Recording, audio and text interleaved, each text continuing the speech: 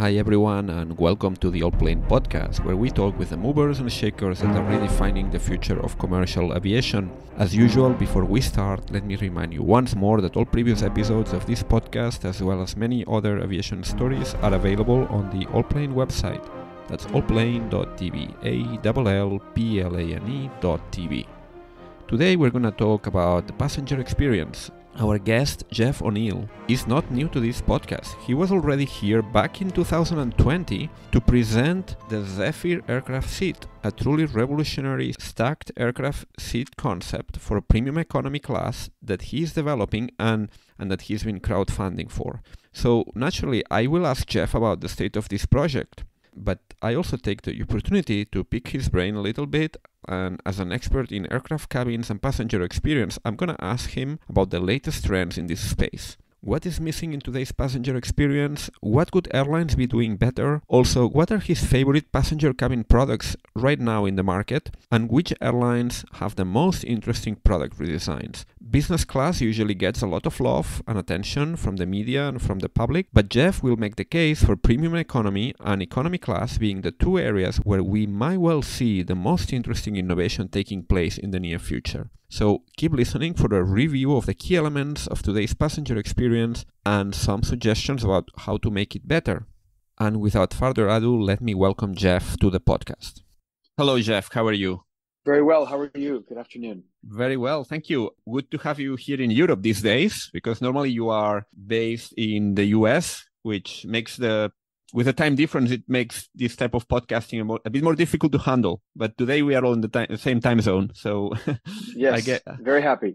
I guess it's easier. It's not the first time you are here on the podcast. We had the chance to speak. I think it was maybe like 2 years ago or 1.5 years ago, something like that. You came here on the podcast to explain a very interesting project you were working on.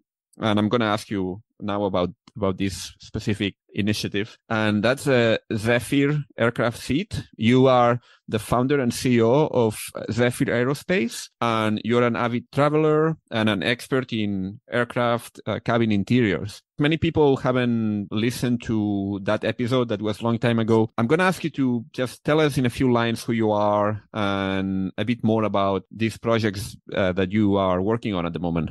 Yeah, sure. So Zephyr Aerospace is a reinvention, a gradual reinvention of affordable access to lie-flat seats. And what we're trying to do is find a better option for premium economy class travelers on long-distance flights. So currently, the industry standard is a non-lie-flat seat with additional legroom and a slight additional width on the seat pan. We're trying to do more and provide more comfort in the same real estate area as a premium economy class seat that's flying today. And so we essentially do this by utilizing the third dimension of vertical space.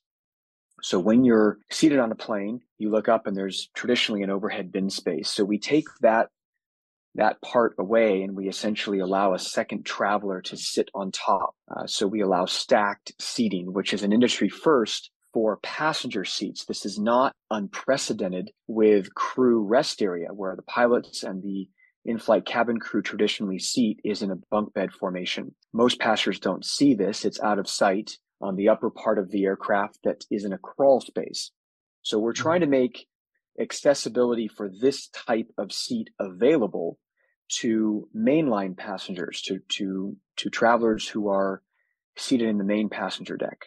I would like to add here that a part of the aircraft, the crew area, the crew rest area, is a part of the aircraft that is normally not accessible. But I would like to say I have a couple of posts on Allplane.tv where I actually show how it looks like. I was in an A350 recently, in a couple of A350s actually, and I think there's another one from the A380. Well, I have a couple of posts. I'm going to post a link so that people can get an idea, of course, about this kind of secret compartment that all long-range aircraft have for the crew to basically rest a little bit between the different shifts.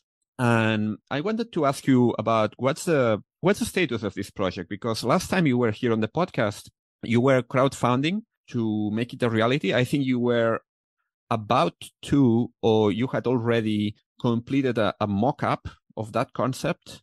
And I have seen some really cool renderings as well. that I'm gonna post as well on the show notes. But it's been a while, so I just wanted to check out, where are you now with this Zephyr Seat concept? So we spent the 2.5 to 3 years during COVID essentially refining our seat design and applying constructive feedback from the first time we showed the concept to the industry at the Hamburg Interior Show in 2019. So that was a first version of a physical prototype of our design. And we had a chance to meet with about 15 different airlines over the course of 3 days and got some really good feedback. So we took that. We developed a focus group test of our own in Los Angeles with different traveler types, and we refined our design according to what is more feasible to be certified. We performed a simulated crash test dynamic, and we were able to understand the movement of our seat in the event of an emergency for travelers and perform design standards that meet the requirements for product certification. We have not completed or actually applied for a TSO or an STC certification at this time because that involves a large investment in physical mock-ups being built to run down sleds, as well as closer collaboration with seat suppliers and airline customers.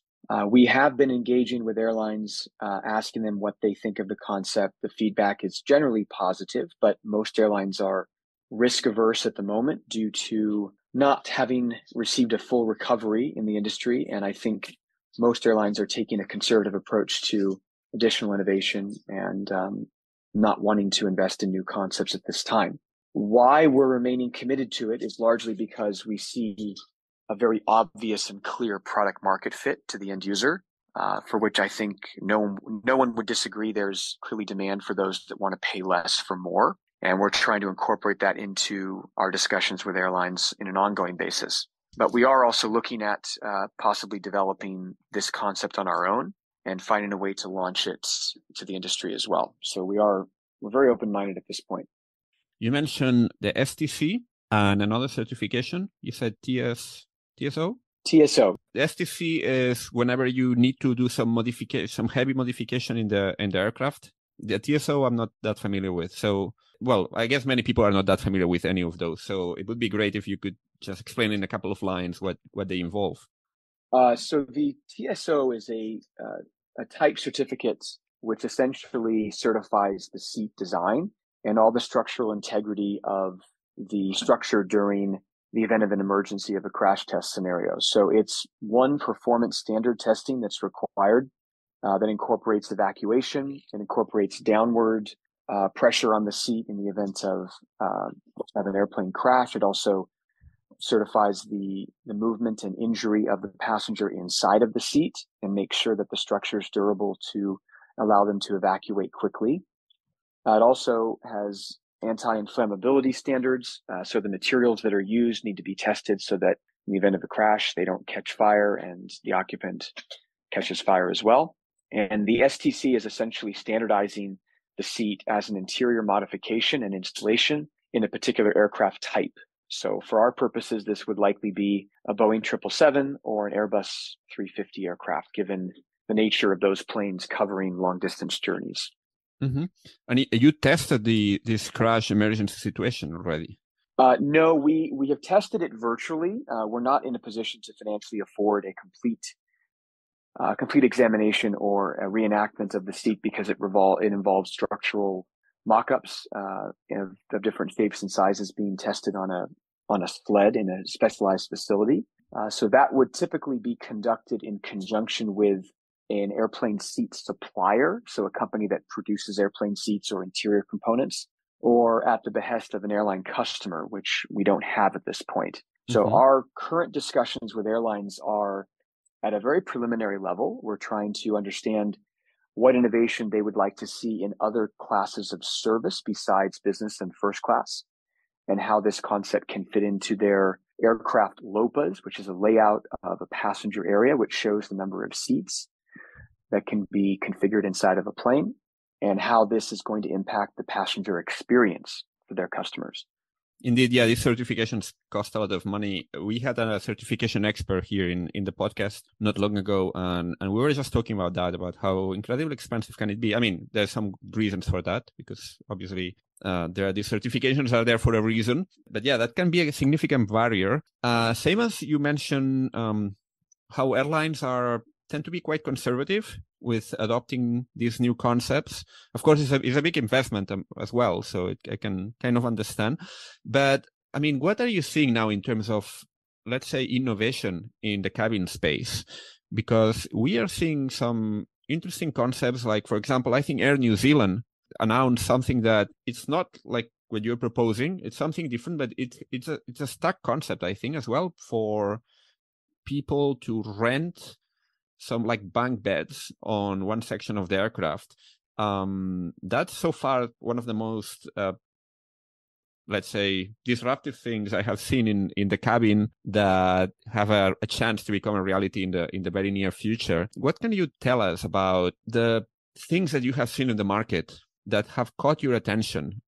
So I think the main trends in the industry today are really going to revolve around the narrow bodies that are incredibly fuel efficient and very range efficient, which means they're lighter weight, they're better for the environment, they can transport fewer travelers, but airlines can use them more efficiently on kind of mid-range routes, so routes under 10 hours of flight time, because I don't think we've seen a complete resurgence of international markets reopening post-COVID. Most of Asia has just reopened, especially China and Hong Kong. And so they're just now increasing their capacity in major airports. And a lot of travelers are still very hesitant to travel in and out until things have become more normalized. Europe and South America, for the most part, have resumed passenger numbers. I mean, they're not fully there yet, but they will be there, I think, by the end of this year, if not the middle of next year. But a lot of airlines are still thinking about what passengers need and what they care about. So during COVID, there was a large emphasis and priority placed around privacy, the ability to be a bit further away from other travelers who you don't know, and to provide access to more comfort. And it was largely because there was a shift in the types of passenger demographics who were occupying flights. There was less business class customers or less corporate travelers in a very traditional sense. And there were more leisure travelers or travelers who were traveling for a mixture of personal and business reasons. Typically, leisure travelers were a much smaller component, at least from a monetary standpoint, of contributing to airlines' bottom line. Now that trend has shifted. You will see corporate travelers come back, but they're coming back with lower budgets. So they don't have as much money to spend, and they're looking at other seating options on the plane. And premium economy class has received a lot of attention, a lot of focus, a lot of increased booking power. But I don't think airlines have gone far enough in offering what they can within that piece of real estate to what the needs are of the modern traveler. And I think those are being permanently shifted. And what we're designing is sort of designing to what those people will need. So it's only a matter of time until airlines understand that. Mm-hmm. And you, at the same time that you're seeing this, you're seeing most legacy airlines remove first class from most cabins and invest further in business class development. So improving a traditional seat configuration of 1-to-1, potentially with doors, with, again, more separation or privacy between other travelers. And again, selling that at a premium to flyers in the market today because they're willing to pay that. Mm-hmm. Yeah, actually, I've been hearing this type of, I've been hearing about this from different people in the industry I've been talking with recently. And actually, this drive towards premium economy and the dying first class and this upgrade in business class, it's something that I've been noticing just across the board. One interesting thing here is actually there seems to be, correct me if I'm wrong, but maybe you know this segment much better, but could it be that, as you said, like business class, it's becoming, let's say, more premium in a way with these seats that provide better privacy, all the doors, for example? Right now, pretty much all new business classes, as a standard, they have the full lie flat beds and doors to give full privacy or almost full privacy and in wide body aircraft. But then in the narrow body, which it's starting to fly longer and longer segments, what we're seeing is actually many of the, let's say, the full service carriers have stripped down a little bit the business class. I'm thinking about the British Airways and Iberia's, Lufthansa's. If you fly with them now in Europe in a narrow body aircraft, the business class they offer on these single aisle planes it's not so significantly different than the economy class cabin. In some cases, just a curtain, and the food is a bit better, and obviously the service is a bit better, but the actual seats are not so different. So this, this is the age-old question, right? So, and airlines have unfortunately not had to deal with this until the effects of COVID, right? They were signing corporate contracts left and right, flyers that were more price inelastic, which means they were not as susceptible to the differences in fare, were much more prevalent in the industry, which means companies did not really care about having budgets. They were willing to pay for business class for most of their employees. Those days are changing, and the needs of travelers are changing as well. But before, what was business class really offering? Like, what was the value proposition? For a long time, it's really always been very overpriced. It hasn't really defined itself as a differentiated category between economy and business. You have very limited and modest improvements in service, even fewer and modest improvements in the soft product, which is the quality of the food, the alcohol, the pre and post-flight experience, the airport experience, the lounge experience. I mean, in many cases, airlines were really struggling to control the quality of these experiences. Yet, a lot of the fares were not reflecting that. They were still very high. Airlines were not willing to offer discounts. And the people who lose out here are those who invest in that experience with very high expectations and then go to the airport and are usually disappointed, right? They're wondering why they invested so much money in a very mediocre experience. So what we have seen is that people place a high priority on access to sleep. And that's traditionally why you invest in a business class experience. You want to be able to sleep. That's it.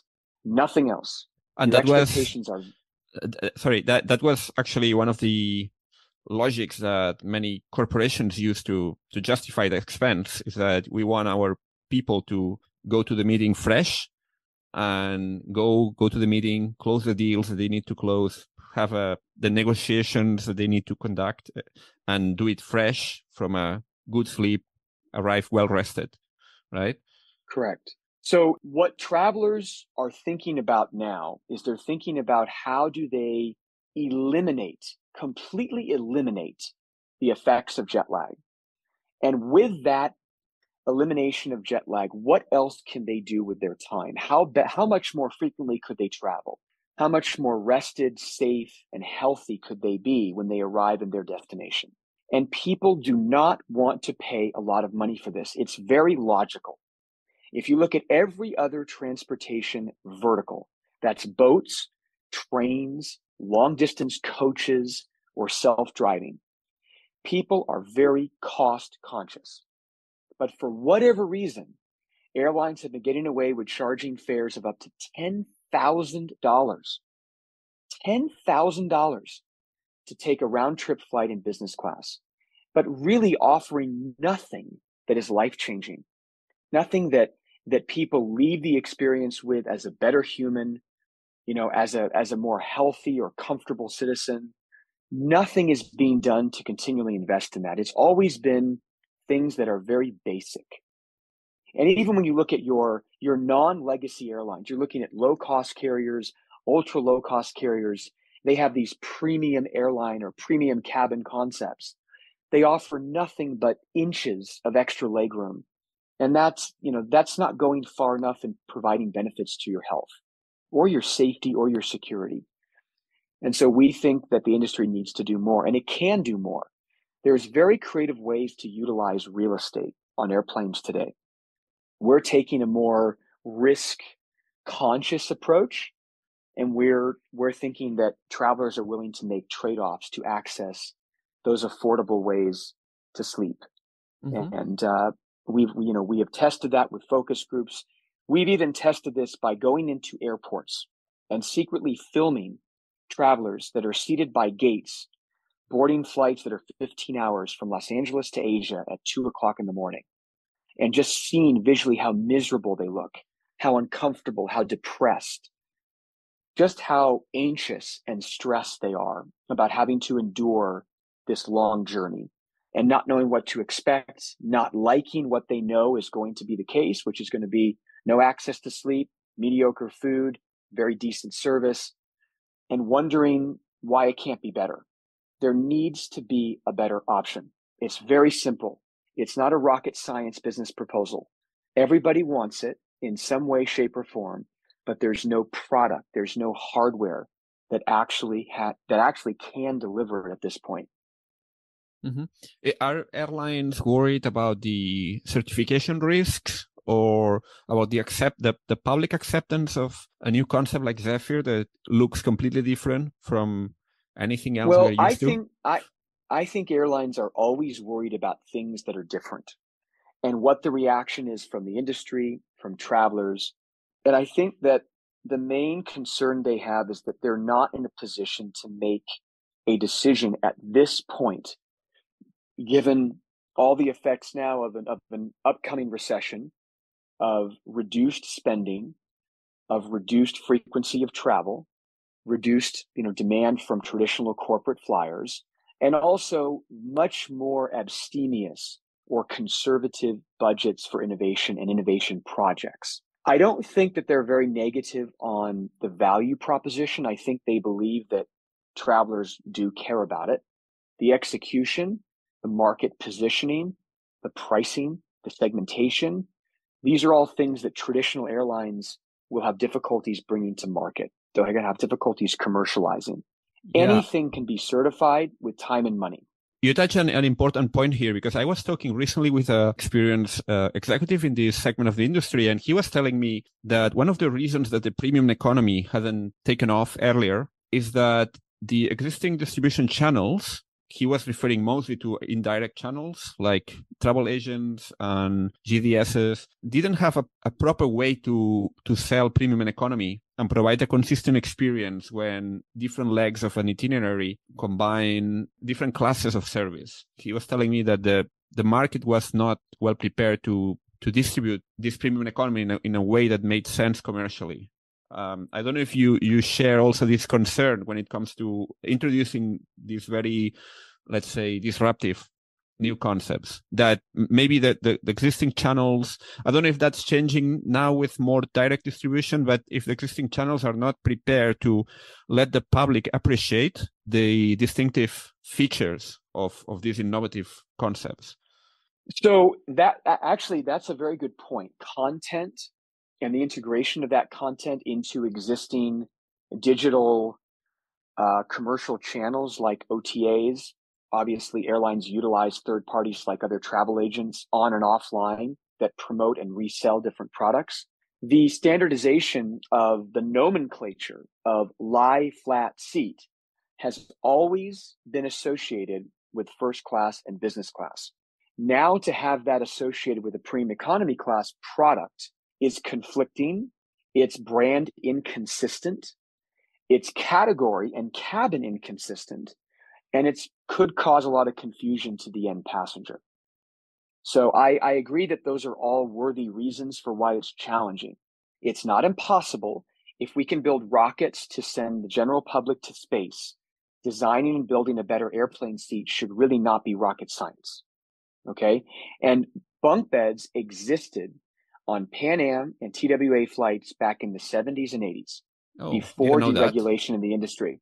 Yes, they did. And in fact, they existed in many, many shapes and forms. Some of them actually were configured inside of an overhead bin space above what was then business class. There were some concepts in economy that utilized cabin crew sleeping areas, which were only available in flight, but again, could still benefit people who wanted to prioritize sleep. So what we have to do is look at where the precedent is now. And that largely exists in where the cabin crew sleeps. But there's a very big disconnect. Why is the cabin crew, who are supposed to be serving the employees, why are they being given better options and more comfortable sleeping solutions on long haul flights, but not the end customer. It Well, seems very strange to me. I don't know if I would qualify the rest areas like a better experience, better than, well, maybe better than some economy class seats, yeah. But it's not particularly luxurious either. But it doesn't need to be. I mean, Mm-hmm. what we're testing right now is we're testing the needs of the modern traveler. So the same way that you make trade-offs and you have certain expectations when you book a flight on EasyJet, Ryanair, Spirit, Frontier, AirAsia, you know exactly what you're getting. You're buying a very inexpensive ticket because you prioritize the price. The price True. point is all that matters to you, period, 100%. And Mm-hmm. when you board the plane, you're willing to make trade-offs, especially on a short distance flight, right? Under 5 hours, because you know you didn't pay much money. And that's the benefit that that airline is offering you. But when you're ready to book a flight for 15 hours to Hong Kong, everything changes. All of your priorities shift. It's not about the price point, at least not exclusively. It's about the entire experience, the entire journey you're going to have. What can you expect? And usually people are willing to invest more money in their personal comfort and safety on a flight that's significantly longer in flight time. And we True. want to be a category offering. We want to be the first category offering for that particular customer. And believe me, there are a lot of rich people who fly in economy class based on principle because they do not see commensurate value in what airlines are offering in a business class product. It's not worth the amount of money that they're charging, period, full stop. And the airlines will tell you differently. They'll say, well, no, you get this and this and this. What I would expect for spending, for giving anyone for any reason $10,000 would be absurd. I would expect private chauffeurs, escorts through airport, the avoidance of airports completely, not talking to a human at all, having specialized access, having custom meals, based on certain dietary restrictions, having VIP everything everywhere. That's what I would expect for giving someone $10,000 for a flight. But that's not what the industry expects. Right? The industry expects that they can charge a lot of money, but that a lot of standards can be modified and can be interpreted differently by different types of travelers. We want to create new standards. And that's exactly what long haul, low cost, and in fact, the entire LCC business model did about 20 years ago. True. When I Yeah. think Delta and United, they had spin-off low-cost airlines, TED and Song. These were what the modern day is, that's usually affiliated with Scoot, which is now part of Singapore Airlines. You now have Zip Air, which is part of Japan Airlines, AirAsia X, which is part of AirAsia. Everyone's thinking, how do we extend our low-cost offering to an entire route network, not only short-distance flights? The problem is none of these airlines have a better piece of hardware. They're not changing anything about the seat. That's your entire offering. People are paying for the seat. They're paying for their body to be in a comfortable environment for 15 hours. They're not paying for better service. They don't care about better service. That's not going to improve their flight.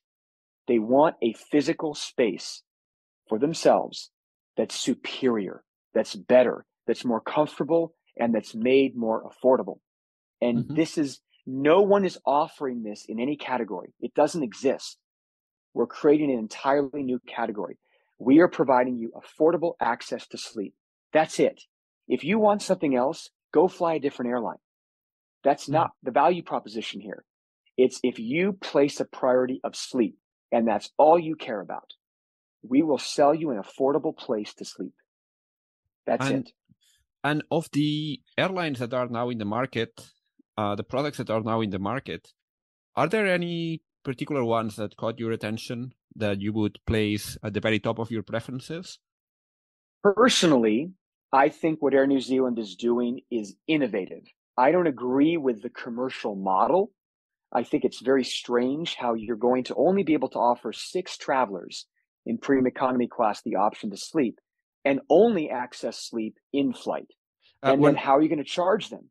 One parenthesis here. I think Air New Zealand, from what became known, in the press, it plans to offer that as a sort of an in-flight ancillary. So correct me if I'm wrong, but you're going to rent that bunk bed for a certain period of time during the flight. So let's say Air New Zealand has these super long flights that can take 13, 14, 15 hours. So you might book that bed for like 4 or 5 hours at a time. Is that right? And then Correct. you're going to basically have shifts. So you're going to have people passing through. And I guess, I mean, I'm just wondering how they're going to wake people up and all that. I mean, exactly. That's a delicate part of the experience, I guess. Right. So what one major cause of friction in creating new seating concepts is, what is the reaction of the cabin crew? Right. Your cabin crew is going to be the people interfacing with your customers. Are there any major service modifications if you introduce this concept? With our concept, they're not modifying anything that they would not do to a business or a premium economy class customer today. And if anything, a lot of the luxuries, the small things, will be stripped away, thereby simplifying their whole onboard service delivery. So one of the things that we did was we actually worked with a committee of flight attendants from different types of airlines. We invited them to come to Los Angeles, and we said, tell us what would improve your ability to provide better service to your customers. Tell me what you care about, even though, quite frankly, as an airline, those are your employees and they should be doing whatever you tell them to do. But like it or not, the industry is comprised of a lot of unions. So the voice of your employees is very strong. It's very influential. So it's very important.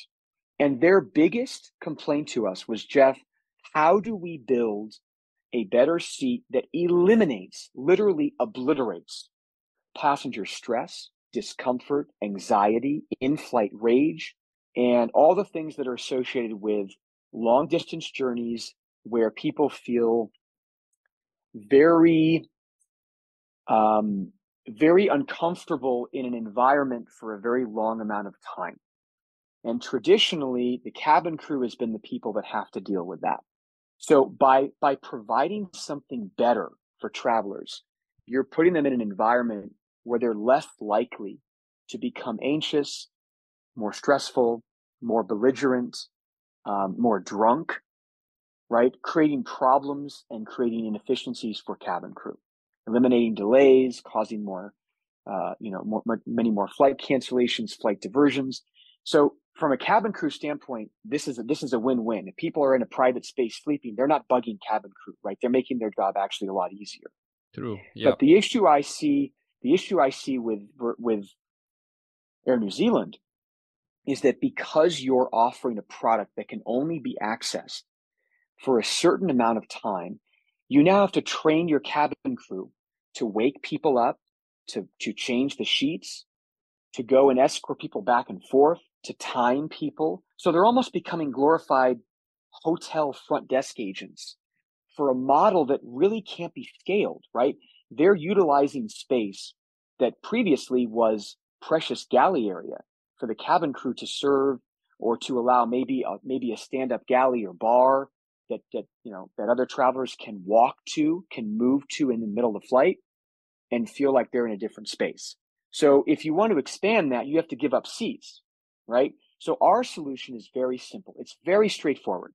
We're trying to find a taxi, takeoff, and landing compliant seat design that lets travelers be in that space for the entire duration of the flight, not only when the plane's in the air, and not only for a certain amount of hours.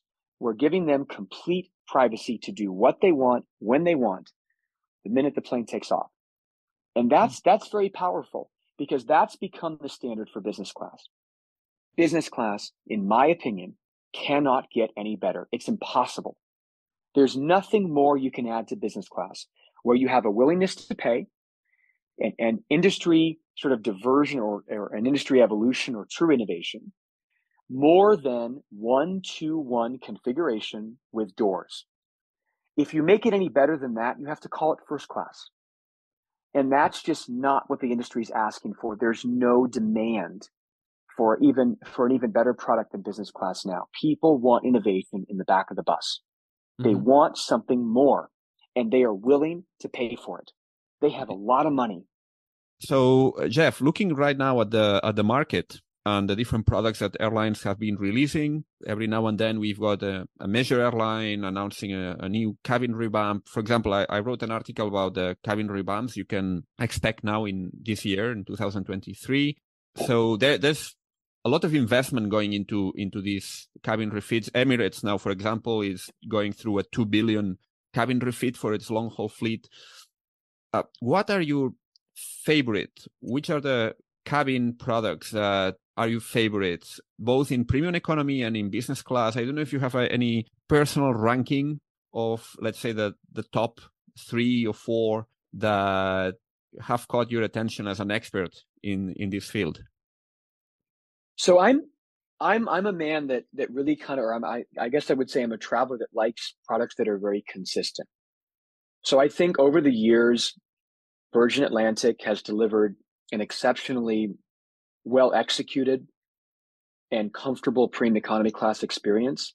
I think because the nature of the airline is very fun, it's very uplifting. The cabin crew are very enthusiastic about what they do, and that really shows.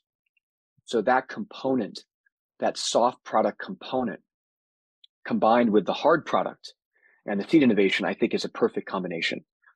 In terms of physical comfort, although it's very dated now, I really like EVA Air and Japan Airlines, their premium economy class products. They were some of the originals in the industry to offer it.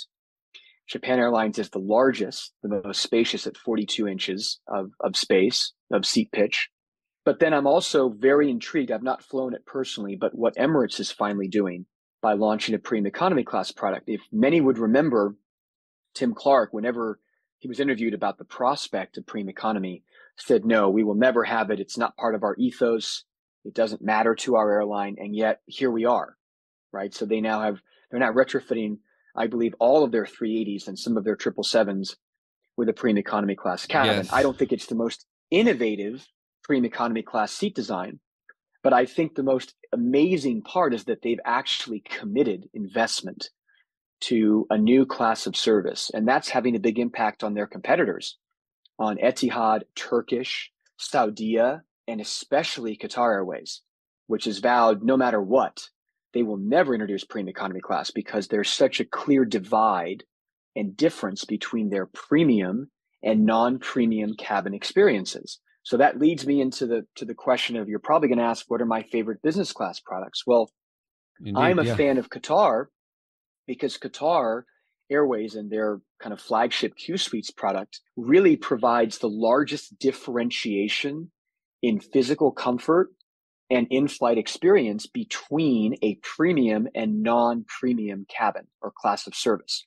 There's a very, very big difference, which means that when passengers invest in a business class experience with Qatar, they're actually getting something substantially better, and in many ways, more value added.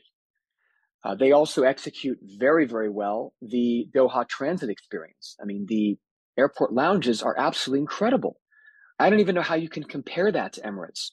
It's so consistent, it's clean, it's refreshed, and that seamlessly integrates with their onboard product. I'm also very, very happy about what American Airlines is doing. It's not an airline most people would put at the top of their list, but they actually provide a very consistent business class experience on their domestic flights between California and the East Coast, notably Miami and New York. They have a separate product that's only first class between Los Angeles, San Francisco, and New York City. And it's really quite amazing.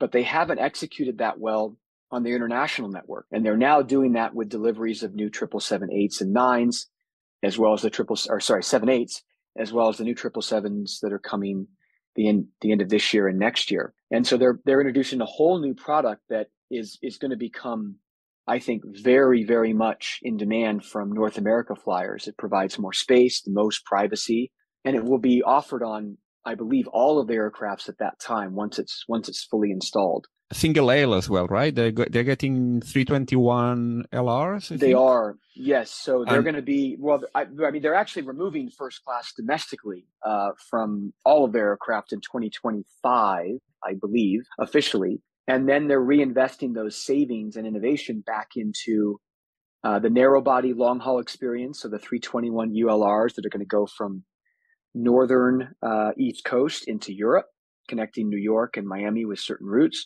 And then, of course, their long haul flights on 777 and 78s to Asia and South America.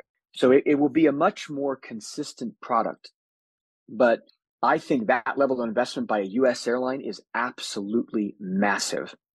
Absolutely. And plus their aircraft order to boot is really quite industry setting.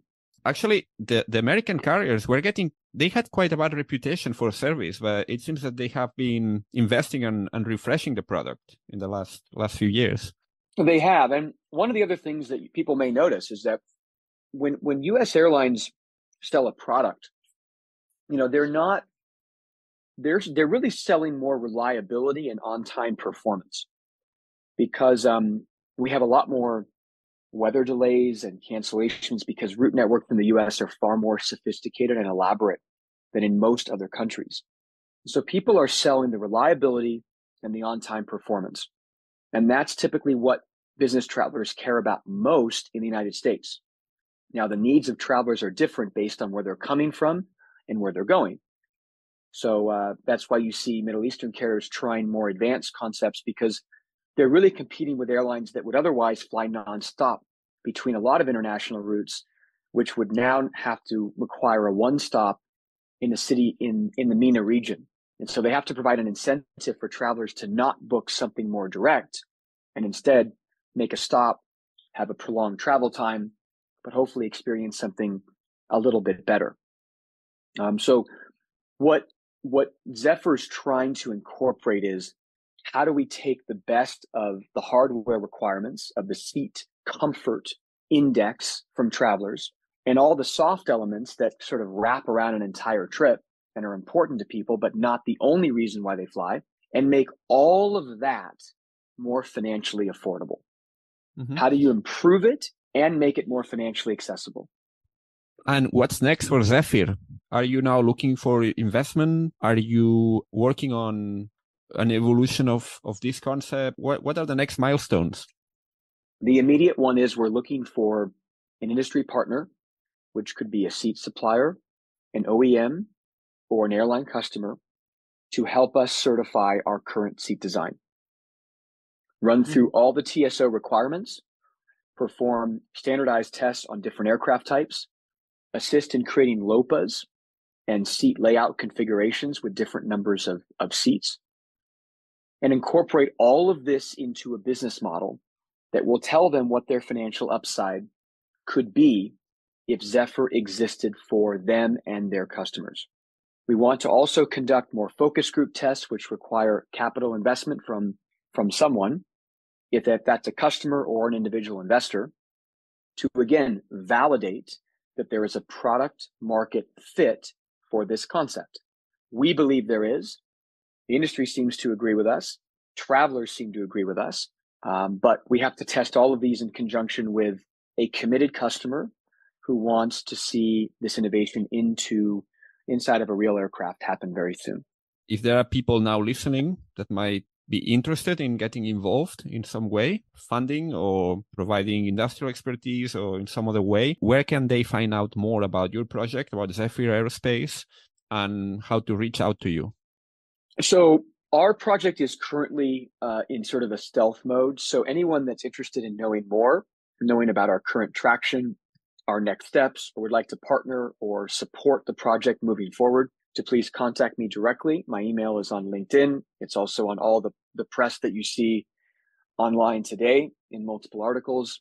It's my name, Jeff, Jeff, at Zephyr, Zephyr, seat.com.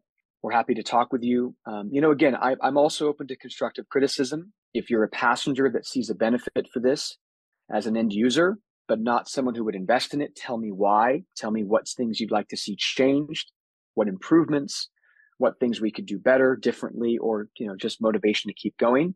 But we are committed to seeing this project through to complete success or complete failure. All right. Well, thank you so much, Jeff, for all this Very interesting explanation of your project and also your insights about this fascinating topic that is airline products. Wishing you all the best. Thank you. With the Zephyr project. I hope you guys manage to bring innovation into the aircraft cabin. And yeah, in the meantime, any novelties, just feel free to drop a line and we can reconvene and talk again at some point in the future. Wonderful. Well, thank you for your time. Thank you for your support. And thank you for having me on the show. A pleasure. Thank you very much, Jeff. Bye. Have a nice day. Bye-bye. Before you go, and if you like this podcast, a quick reminder that it would be absolutely great if you could please give it a rating on Apple, Spotify, or whichever platform you're using, or recommend it to a friend or whomever might be interested. Thank you very much and see you soon.